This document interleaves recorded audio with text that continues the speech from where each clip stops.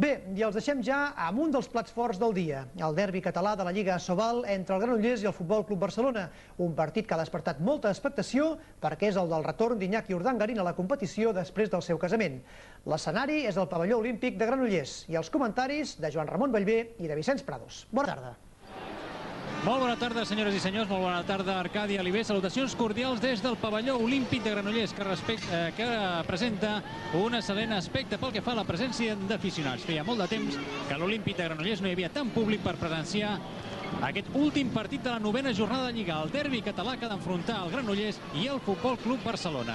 Un derbi més que té una connotació especial per la presència en el Futbol Club Barcelona d'Iñaki Urdangarín, que reapareix després del seu casament. Aquí tenim precisament a Iñaki Urdangarín. Del que està la seva setmana tindrem temps de parlar, però ara anem ràpidament a peu de pista on el nostre de bon començament l'alineació que presenta per avui el Futbol Club Barcelona. Alineació que, com dèiem, coneguda des d'ahir.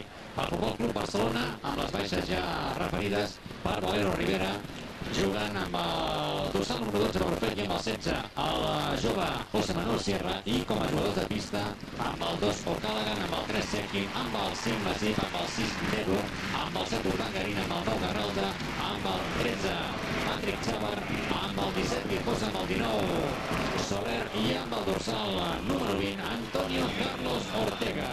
I podem dir ja que els jugadors descartats per part de l'equip de l'Amor Granollers són amb el número 16 el tercer porter Marc Lourbe, amb el número 4 Eduard Fernández i amb el número 8 Julián Iglesias.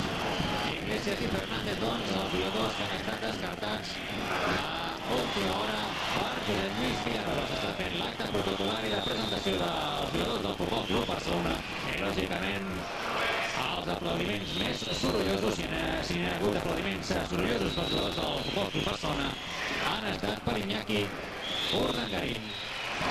I veiem aquí amb el dorsal número 7. El Futbol Club Barcelona, líder al capdavant de la classificació, amb un total de 16 punts en els 8 partits de Lliga que ha disputat fins ara. El Granollers en una situació complicada, el cor per la cua. 3 victòries, 5 derrotes. Una situació que sembla que ha posat d'alguna manera nerviosos els directius de l'equip ballesà, que veuen com d'alguna manera l'equip també s'està caient llocs en la classificació i la situació comença a recordar-los el que va passar la temporada passada, en què es va arribar a tema en una possible descens. Ja podíem veure fa uns instants l'aspecte que presenten les graderies.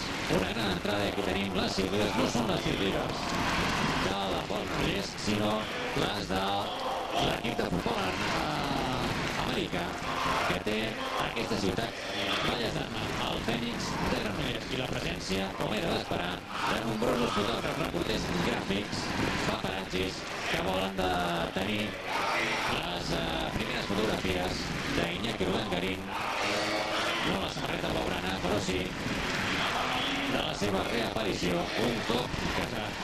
I val a dir que el pavelló olímpic de Granollers presenta aquest esplèndid aspecte. És gran